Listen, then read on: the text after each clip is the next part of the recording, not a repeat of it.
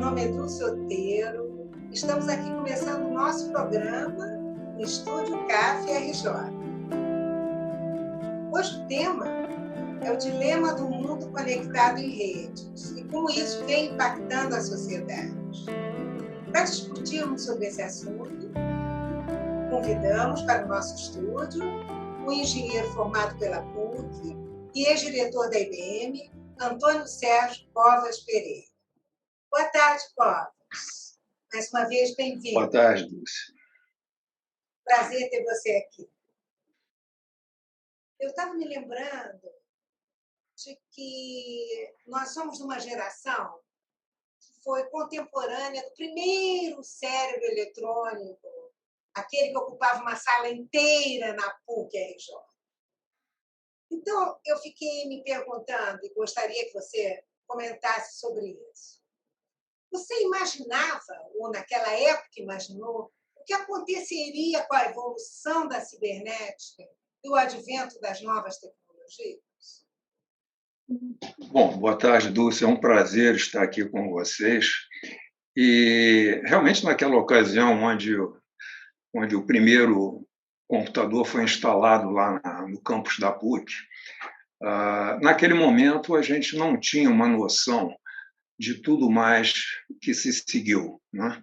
Mas eu me lembro muito bem desse fato e de um apresentador bastante conhecido de televisão que levou suas câmeras, enfim, montou todo o seu aparato para apresentar o que ele chamava de cérebro eletrônico, né?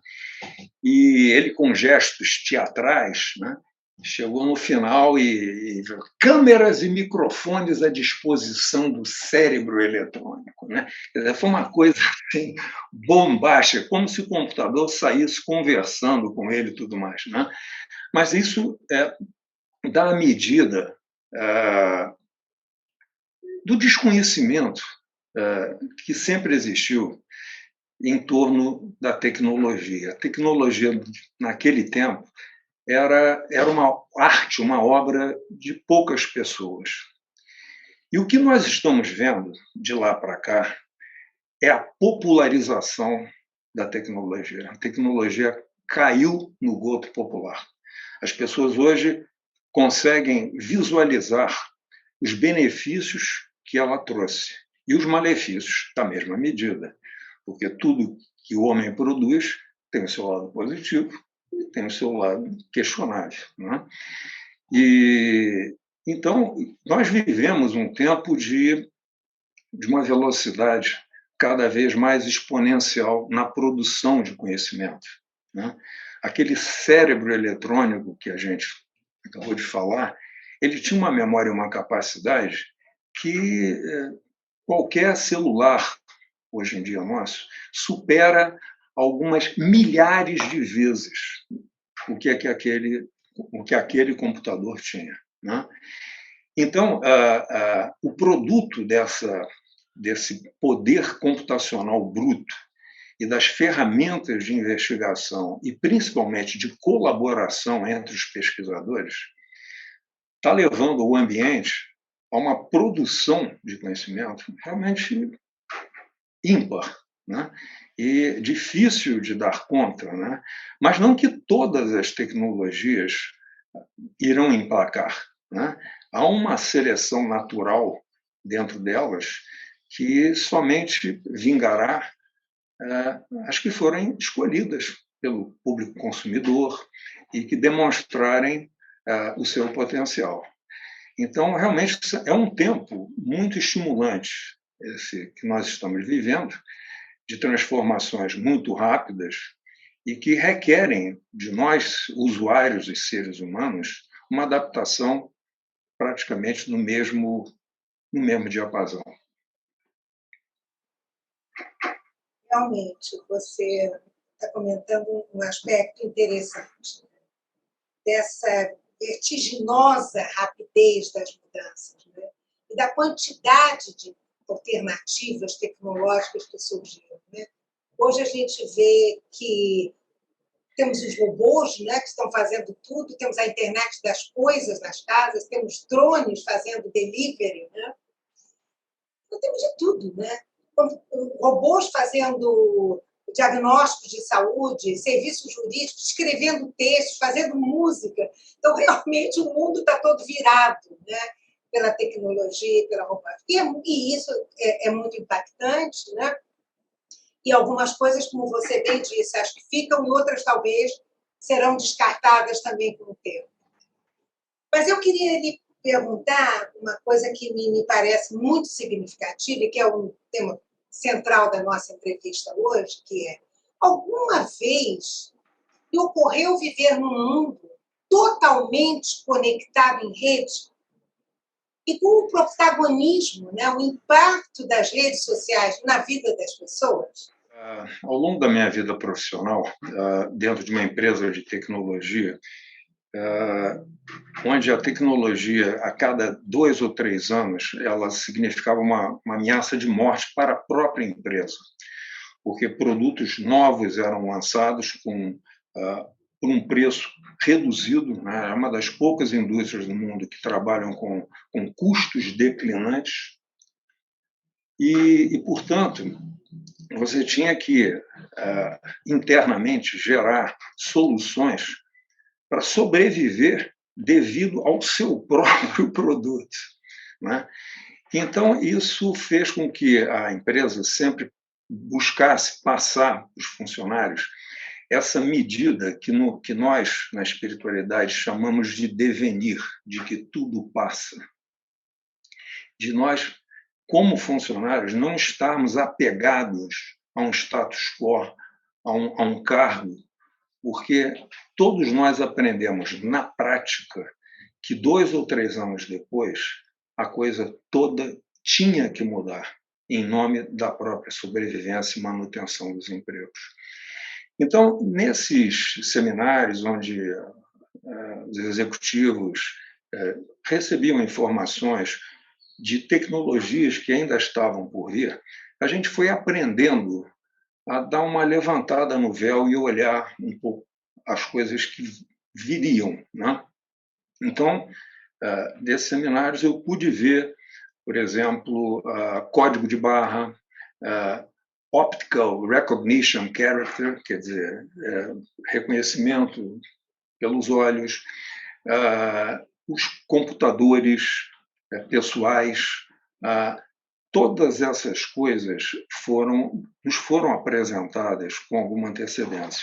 E outras tantas que ainda estão em gestação e que estão por vir, como a internet das coisas, né? Mas em nada houve de preparação em relação às redes sociais. As redes sociais foi, digamos, um evento para o qual não houve uma dose de preparação.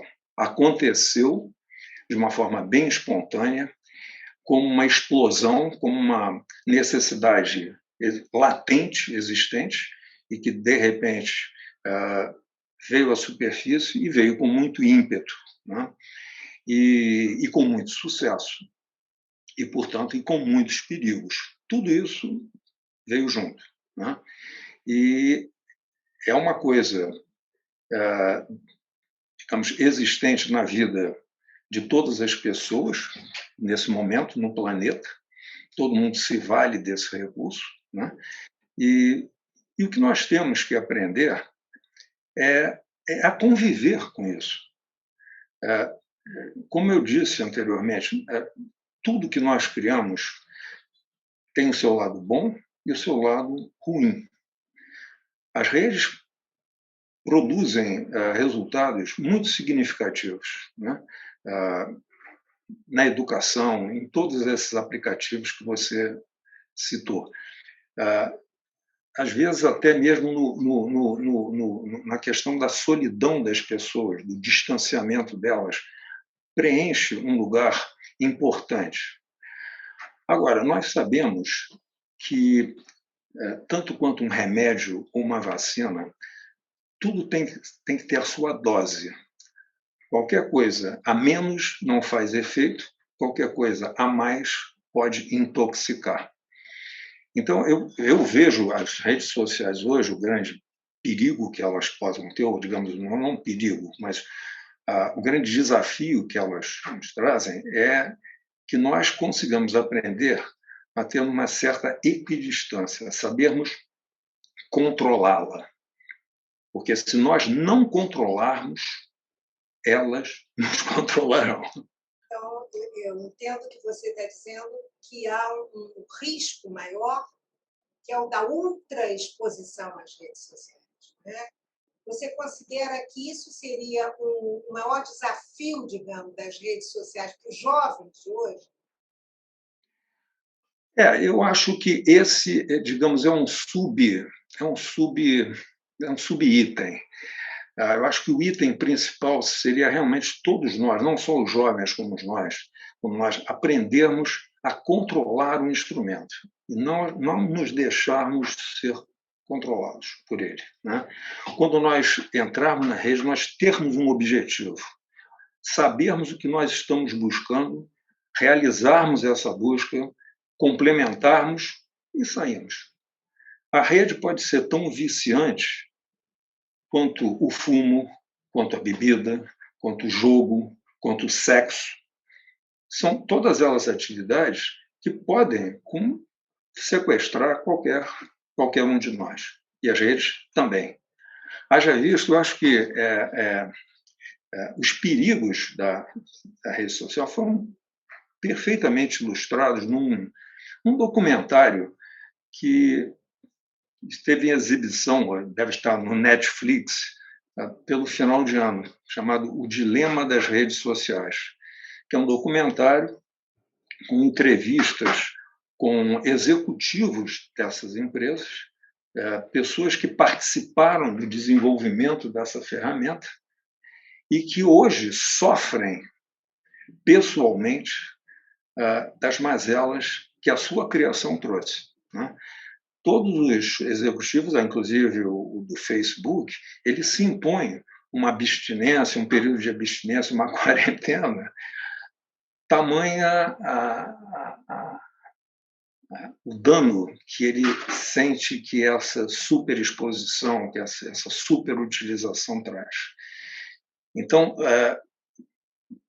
os jovens e os mais velhos também, os mais solitários, que se lançam numa rede em busca nas respostas de seus males, têm que ter isso em consideração, para não se deixar dominar. Eu acho que essa é a grande característica das coisas, né? Eu poderia citar, além desse dilema da internet, né, essa série da Netflix, que é exemplar, dá muito material para que as pessoas pensem, né? Alguns dados que indicam, não claramente em cima das redes sociais, mas de coisas que precisam ser melhor pensadas para que as causas sejam atacadas. Por exemplo, algum tempo atrás, né, na sociedade americana, que sempre foi um certo farol, porque eles sempre foram os vanguardeiros, a vanguarda da utilização dessas tecnologias, né?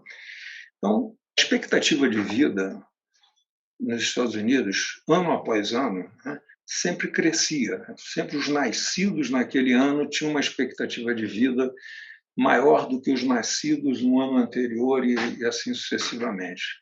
De algum tempo para cá, isso se interrompeu por conta de uma coisa chamada obesidade.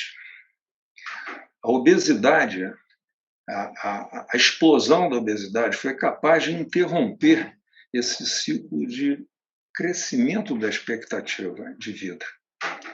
Aí dizem, poxa, mas a obesidade, então, é fruto de quê? Nós temos que investigar. Pode ser de um sedentarismo maior, né, onde as pessoas estão trocando os seus hábitos de viver no mundo real, de sair, encontrar e se exercitar, para viver mergulhado numa experiência virtual. Ou, em sendo assim, em sendo essa experiência não tão gratificante, e as pessoas não se sentem felizes a comida se torna um pacificador, uma compensação desse troço. Então, seja por uma razão ou por outra, essa questão já é um indicativo de que há um problema. Então, vamos ver, né? Uma outra questão também que me chamou a atenção algum tempo atrás, de que vocês devem ter lido, circularam mensagens no WhatsApp, dando conta de que a aplicação dos testes de QI em massa vem revelado um declínio no QI dos mais jovens, dos nascidos a partir do ano 2000.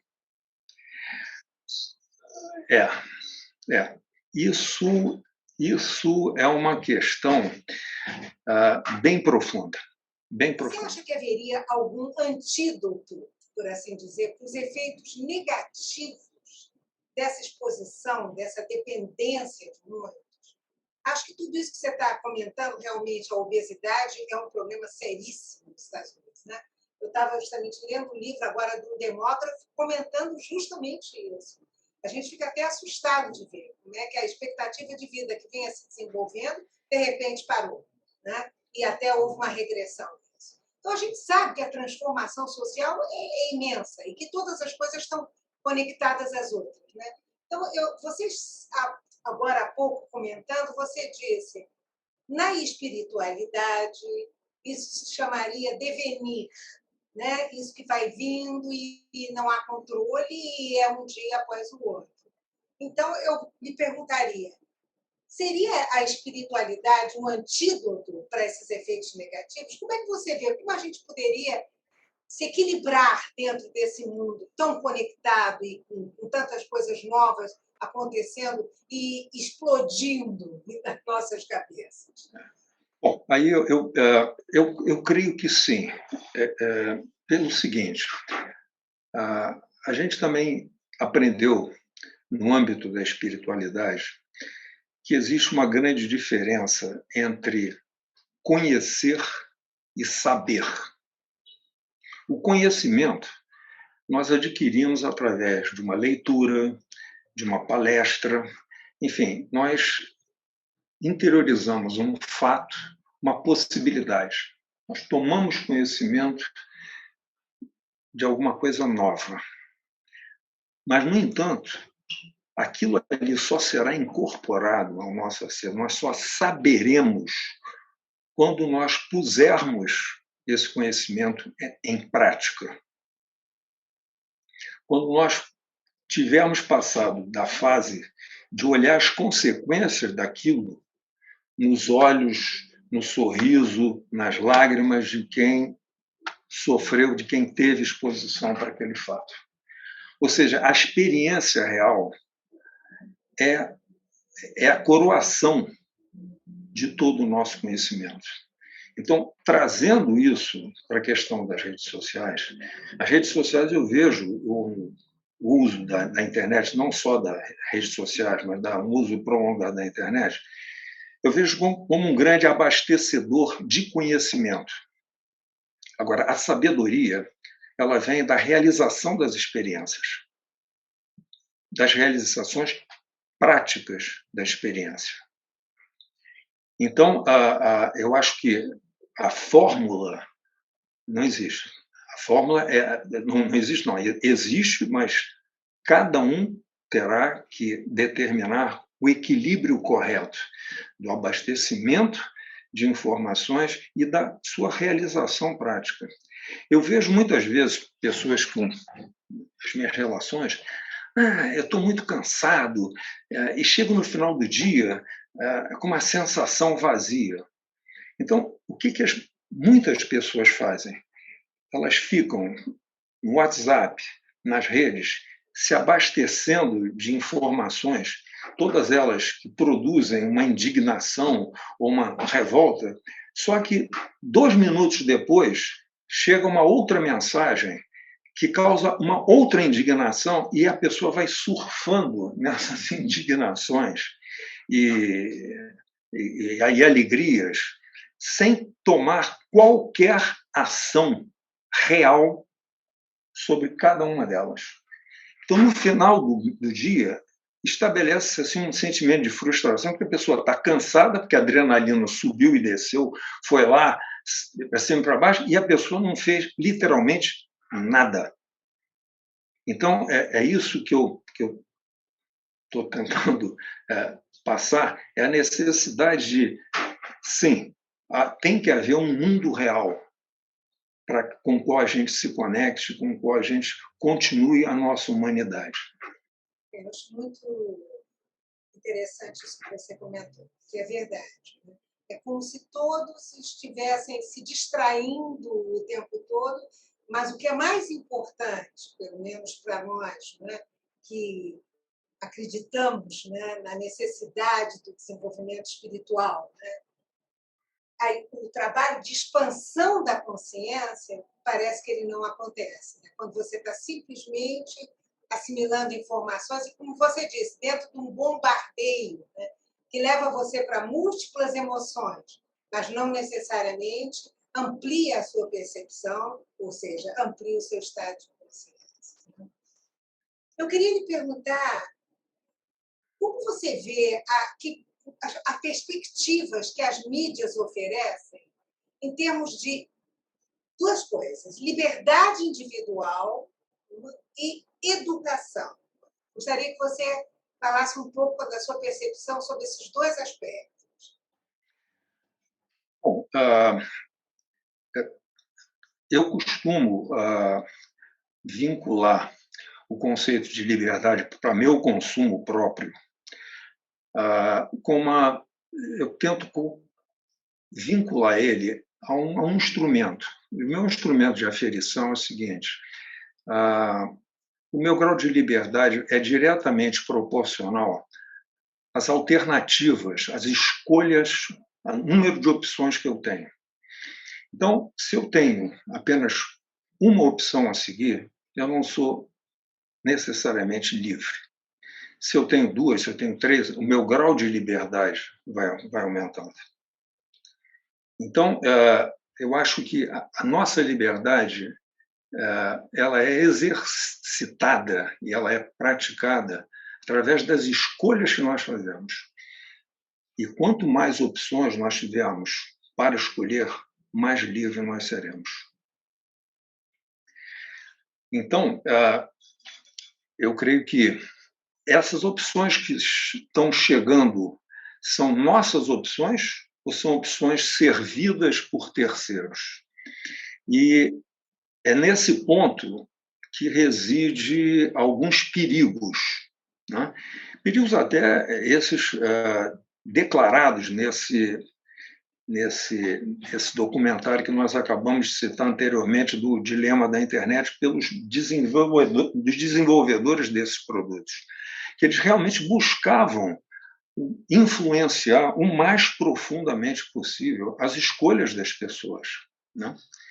Então, é isso que nós temos que nos valer nas nossas práticas espirituais, de estarmos constantemente revendo aquilo que nós desejamos, aquilo que nós somos, e que a gente tenha cuidado com os elementos que nos são servidos, os automatismos, a pressa existente pode nos levar a fazer opções que não são as nossas, simplesmente uma opção de ocasião. Tá? Então, esse é que é o perigo.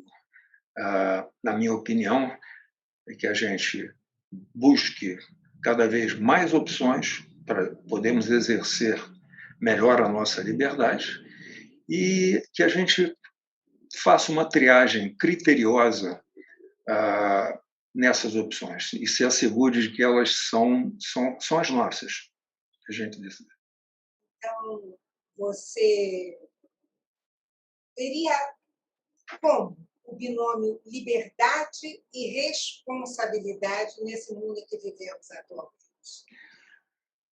Bom, eu acho que falar de liberdade sem responsabilidade é uma coisa que eu tenho dificuldade. Tenho dificuldade porque é uma coisa tão simbiótica, uma coisa que, se eu tive a liberdade de escolher, É claro que eu sou responsável por isso, porque que brincadeira é essa de eu escolher e botar a culpa nos outros? Que, aliás, é uma coisa que acontece muito, né? As pessoas tiveram a liberdade de escolher, hoje passam por algumas consequências, mas a culpa não foi minha. Alguém fez essa escolha. Não é por aí, né? Então, é bem verdade que esse amadurecimento quanto a essa questão talvez não estivesse presente no momento da escolha que nós fizemos lá atrás, cujas repercussões estão ainda nos atingindo hoje. Mas, mesmo assim, não é válido nós tentarmos colocar a culpa em quem quer que seja. E a gente tem que recuar e aceitar, né, que aquela responsabilidade, aquela escolha, eu fui livre, e, portanto, eu tenho que arcar com isso, né? É indevido, seria realmente indevido nós agirmos de forma diferente. É como aquele velho ditado: onde vai a corda, vai a caçamba. Onde tem liberdade, tem responsabilidade junto. Eu havia perguntado sobre a questão das mídias em relação ao tema amplo educação. Nós somos um país com um baixíssimo nível ainda educacional, né? Nós temos algumas ilhas de excelência e temos uma massa de ignorantes, de pessoas a quem não é servida a educação, né? O bastante desqualificados profissionalmente, inclusive, né? E acho que temos agora uma oportunidade diferente com tudo isso que está acontecendo nas mídias. Como você vê isso? Que oportunidades para a educação você vê com essas novas mídias? É uma oportunidade de ouro.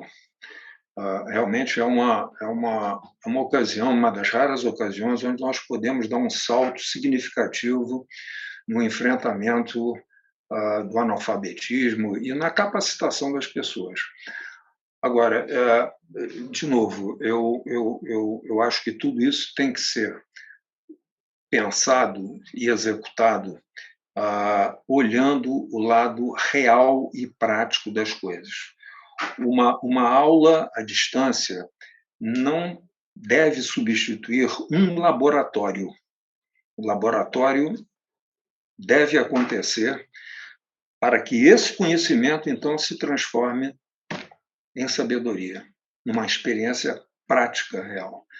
Então, eu acho que realmente é uma grande oportunidade, mas ela será melhor aproveitada se nós conseguirmos conjugar as duas coisas. Alguma prática real em cima desse conteúdo que for passado virtualmente. Nós deveríamos poder complementar a inovação com a tradição. Seria isso, né? Quer dizer, aproveitar tudo que temos de bom da prática e o mundo virtual também, né? Eu queria, antes de encerrar, porque o nosso tempo está acabando, e o assunto é tão longo, que a gente poderia ficar aqui horas e horas e dias, né? E acho que todos iriam aproveitar muitíssimo, né? Mas eu queria perguntar para você, para fechar a nossa entrevista, com o que você fica? Você fica com as distopias que estão aparecendo ou com as utopias do nosso futuro? Eu sempre acredito que há uma composição de tudo. A distopia ela pode ser trabalhada e revertida e se torna. E a utopia é o nosso motor que nos move a ir à frente.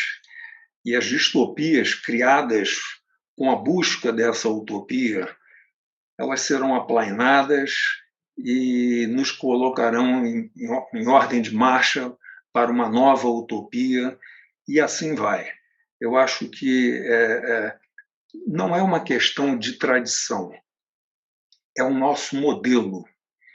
Nós, seres humanos, nós temos esse modelo. Pode ser que a expressão dele se modifique com o tempo, mas esse modelo é um modelo praticamente genético, né? Nós vivemos dessas coisas. Os nossos instintos estão calibrados para atuar dessa maneira. Então, não há como fugir. A gente pode mexer na ferramenta aqui e ali, mas esse ciclo terá que ser cumprido. Aqui, agora e para sempre. Antônio Sérgio Covas, muito obrigada pela sua presença. Você tem muita coisa para nos passar, não só da sua experiência, mas como também de tudo aquilo que você crê, você vive, né, atualmente, né? E acho que foi muito bom para todos. Eu, pelo menos, estou assim, muito, muito feliz de ter tido essa oportunidade de escutar. E quero agradecer a todos também aqui pela audiência e esperar que voltemos a estar juntos no nosso próximo Estudo Casa. E você também já está convidado para voltar aqui conosco numa nova oportunidade. Muito obrigado pela oportunidade. Realmente é uma delícia estar aqui com vocês e com as pessoas que estão nos cercando aqui nesse momento, né? Que essa produção não acontece assim, né? Tem inspiração e transpiração por trás. Então, tudo isso está sendo maravilhoso e eu é que agradeço a oportunidade. Obrigada. Obrigada a todos pelo trabalho, obrigada à nossa equipe de apoio e até breve.